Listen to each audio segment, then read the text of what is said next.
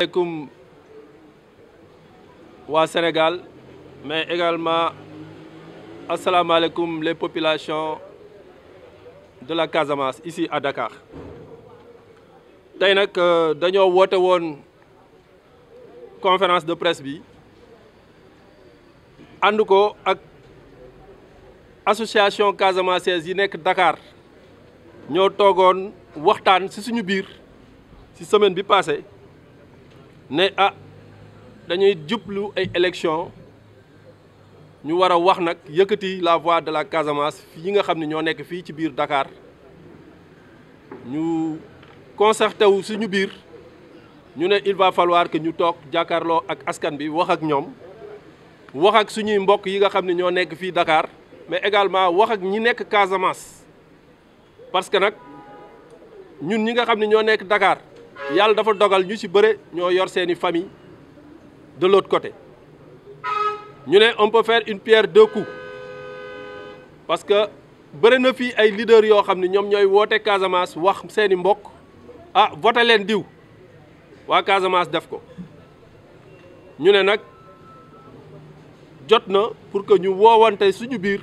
jàkkaarloo ak askan bi jàkkaarloo ak presse bi woo suñu mbokk yi nga xam ñoo nekk Casamance mais également wax ak suñu mbokk yi nga xam ne ñoo nekk fii Dakar élection législative yi nga xam ne moom la ñu jublu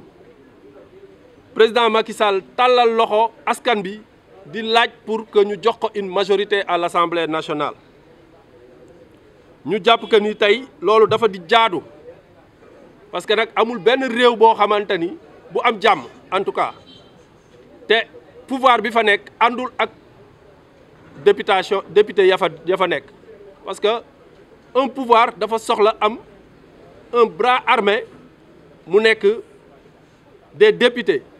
di légiférer les lois yi nga xam ni ki nga xam moo jiite réew mi moom lay ñëw di proposer assemblée nationale ñu ko koy votel pour mu mën a dérouler ay programme am parce que li Macky Sall nekk di réaliser ci Sénégal yëpp ay projet programme la yoo xamante ni assemblée lañ koy yóbbu waa assemblée saytu ko voté ko yëkkati xaalis bi jox ko mu dem dérouler programme boobu kon kooku bu fa amul majorité dafay nekk quelque chose de dangereux mooy du mën a exécuter benn programme am te loolu Sénégal dafa dépassé loolu ñu ne nag il est temps ñun en tant que doomu Casamance pour ñu toog wax ak suñuy mbokk pour orienter leen parce que loolu dañ ko soxla ñoom bu loolu weesoo ñuy remercier son excellence le président Macky Sall di ko sant di ko gërëm ci pont de Farafenni bi nga xam ne daf ko def ci diggante Sénégal ak Gambie ñun ñu dëkk Casamance bu ñu doon jóge fii di dem Casamance mais c'est la croix et la bannière fii doomu Casamance yi fi nekk yëpp amul kenn ku fi fanaanul ci pont boobu man Dakar laa juddoo mais fanaan naa fa ñaari yoon dans ma vie da nga doon dem ba yegg fekk bac bi panne ñëpp toog man egg naa fa 10 heures du matin jàll naa fa 19 heures heure timis donc te loolu may wax du lu ñuy inventé ñi fi toog tey nekk ay doomu Casamance amul ku ko dundul tey bu Macky Sall ñëwee son excellence le président Macky Sall ñëw réaliser ce pont là dafa jaadu ñun en tant que fils de la communauté ñu ne ko merci.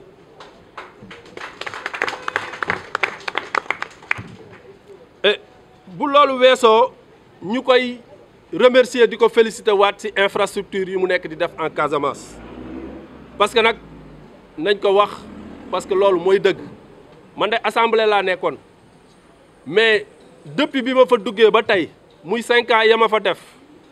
li Macky Sall def en termes de financement en termes de réalisation en Casamance amul ci benn région te loolu dinaa leen ko wax tey muy leer te xam naa ni xam ngeen ko sax mais dinañ ko wax pour askan bi dégg ko tey Macky Sall li mu def ci ay tali ci biir Casamance muy la boucle du Boulouf mu nekk mbedd moo xamante ni depuis 1960 boo fa jaaroon boo eggee fa nga jëm da ngay xonk cur Macky Sall ñëw na ko goudronné mu mel ni comme autoroute à péage loolu ma nga Casamance. la boucle de Kalounaye boucle boobu tamit nekk beneen zone boo xam ni dafa relier jubale maanaam ay Casamance ci ay yeneen dëkk boucle de Kalounaye boobu pratiquement léegi mu pare d'ici 2 ou 3 mois dinañ ko inaugurer. La boucle du Fogny nga xam ni man foofu laa dëkk man le mois dernier lañ def lancement wu travaux yi mbedd boobu day dem ba dugg Gambie ñu ngi ci réalisation travaux yooyu ma jàpp ni tey Casamance tali yooyu dafa nekkoon ay vieille doléance Senghor ñëw na fi réaliser wu ko Abdou Diouf ñëw fi réaliser wu ko Abdoulaye Wade ñëw réaliser wu ko c'est avec Macky Sall la ñu am tali yooyu tey kon tey ñun en tant que fils de la Casamance dañoo am pour remercier le président Macky Sall tey ñi nga xam ne ñoo dëkkee booru Sédhiou bi le pont de Marsassoum barki Dembo Ndiaye lañ ko inauguré pont boobu nekk na pont boo xamante ni boo jógee Sédhiou di dem Marsassoum lépp latérite la mais depuis cette année 2022 au mois de janvier lañ ko inauguré def fa pont def fa tali mu nekk une vieille doléance des populations de Sédhiou ma jàpp que ni tey vu toutes ces réalisations là war nañu mën a ñun delloo njukkal son excellence le président Macky Sall mu lancer des doléances yoo xamante ni population yi dañ ko laajoon waa Casa président yi nga jaar foofu yëpp depuis plus de 60 ans la route Sonaba Ziguinchor budget 2021 2022 lañ ko dugal instruire ko pour un financement de plus de 300 milliards loolu c'est avec Macky Sall qu'on est en train de réaliser cette route mu nekk tali boo xamante ni tey boo jóge woon Dakar di dem Casamance mun nga def xëy fii 8 heures du matin egg fa suba mais Macky Sall depuis mu réaliser pont boobu ak tali boobu mu nekk di def da ngay jóge fii léegi Sénégal da ngay jóge Dakar da nga fiy jóge léegi 7 heures du matin 2 heures heure añ daf lay fekk Ziguinchor loolu Macky Sall moo ko def kon donc dañ ko war a sant di ko gërëm et bu loolu weesoo ñu ne tey le désenclavement de nos villages c'est devenu une réalité il y a plus de 2000 kilomètres yu Macky Sall def en piste de production mu nekk ay tali yoo xam ne ay latérite la tey le président est en train de transformer la Casamance c'est ça la réalité ñu gis ni par la voie maritime Macky Sall moo jënd ñaari bateau teg ko ci yoonu Casamance bi ñëpp gis nañ fi bateau la Joola li mu fi def rey na plus de 1000 et quelques personnes plus de 2000 et quelques personnes mu nekk drame bi gën a rëy ci drame yi am ci set àddina bi mais Macky Sall ne lii du ma ko man du ma ñëw di toog ci nguur gi di seetaan population casamançaise boobu buy souffrir ndax lan bëgg a dem Casamance mu jënd ñaari bateau yu bees tàq teg ko fii port bateau yi tey di transporter les Casamançais ak yeneen doomu Sénégal di leen yóbbu avec un prix boo xamante ni mi ngi nekkoon 12 500 Macky Sall wàccee ko def ko 5000 francs loolu Macky ko def kon donc loolu dañ ko war a sant di ko gërëm ñu bu ñu jógee ci loolu tey le président Macky Sall jënd ay avion yu bees tàq teg ko muy def la navette entre Dakar et Ziguinchor nous avons 14 régions au Sénégal benn région muy Casamance moo am loolu day xëy le matin am ñaari avion yu fees del jóge Dakar dem Ziguinchor en 45 minutes nga wàcc Ziguinchor jóge Ziguinchor dellu si waat Dakar l'après-midi ñu jógaat fii dellu Ziguinchor dellu si waat Dakar kon nous avons 8 vols loolu benn région bu Casamance moo ko am lépp pour désenclaver zone bi tey boo leen xoolee na xeex ba amee woon Casamance mais la waa Casamance doon laaj yëpp muy le développement de la Casamance Macky Sall a rempli les critères yu war a tax ñun en tant que ay doomu Casamance ñu taxaw porter le combat du président Macky Sall mu ñëw ne jeunesse bi daf leen war a jox ay liggéey mais pour ñu jox leen ay liggéey nañ ko def ay dak maanaam ay tool yoo xam ni tool yuy def ay 10 hectares xotti nañ ko man personnellement maa àndoon avec le ministre Moustapha Diop ñu dem lancer les DAC de la Casamance y a le DAC de Bignona y a le DAC de Ziguinchor foofu yëpp mu nekk ay DAC yoo xam ne dina jël plus de 3000 emplois chaque DAC le DAC de Ziguinchor ñu ngi ko installé à Adéane j'étais là-bas avec le ministre tey nga gis l'électrification rurale da nga man de jàngee naa benn yoon Casamance parce que foofu laa defee sama cycle secondaire mais da ngay gis ay villages yoo xam ne depuis bi ñu amee indépendance ba tey musuñu gis luy làmp ñu contact mu tàkk c'est avec Macky Sall lañ ko defee te ñun ñu fi toog tey ku ci nekk si ñun rek sa village Macky def na fa courant def na fa ndox def na fa piste de production ñu jàpp que ni dafa jot nag tey pour ñu lancer le message de Gouloumbou à Diogué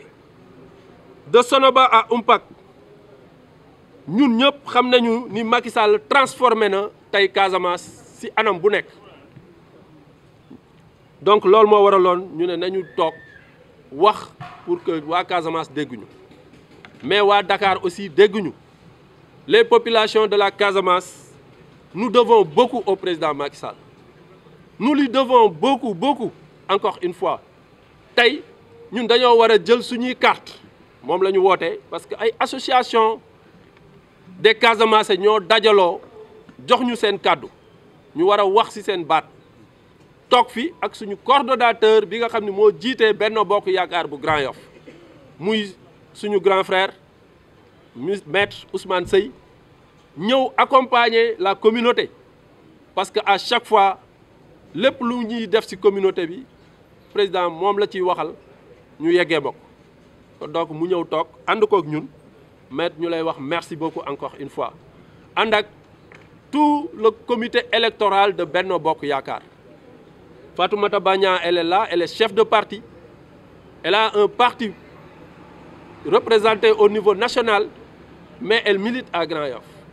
ñëw ne damay ànd ak communauté boobu parce que man samay maam it Casamance lañu jógee tey ñu toog avec l'honorable député Aminata Diaw Ali Maron qui représente le RND ici à Grand Yoff ak madame Ndaw Khadijatou Dia nekk une femme de développement moom it mi ngi toog avec tous les autres responsables Laxat Xuma et Fakeba mais également Dieynaba Diédhiou qui est là nekk une responsable de la communauté Ayou Faye toog moom it nekk une très grande responsable ici à Grand Yoff mais il y a d'autres responsables de la communauté qui sont là comme Mame Diarra Ciss et j'en passe ñoom Alimatu ñoom ñëpp a ngi fi donc tey li nga xam ne moom la ñu bëggoon wax rek mooy jàllale un message le message c'est quoi ñun dañoo bëgg ñun doomu Casamance yi li président def Casamance nekkatul lu ñuy laam-laame ñu ne nag ñun aussi dañoo am pour delloo njukkal son excellence le président Macky Sall delloo ko njukkal bi lan la mooy tey dafa soxla li mu def Casamance defu ko beneen région ci Sénégal loolu man je suis mieux placé pour le dire mais la nga xam ni tey ñun loolu lañ ko war a delloolee njukkal mooy ñu voter massivement au soir du 31 juillet jox ndam li son excellence le président Macky Sall mu continuer di doxal continuer di defar Casamance bi nga xam ne ñun ñëpp foofu lañ jóge fa lañ cosaanoo mu nekk pour le bonheur de toutes les populations du Sénégal lii daal moo nekkoon le message bi ñu bëggoon partager avec la presse partager ko avec nos parents de la Casamance insister encore une fois pour leur demander de voter au soir du 31 juillet la liste de Benno Bokk Yaakaar pour lui donner une majorité écrasante pour permettre aussi le président Macky Sall de dérouler son plan du Sénégal émergent donc lii la ñu waxoon nañ leen ko yéegee di leen santaat di leen gërëm vraiment ñoo ngi leen sant di leen gërëm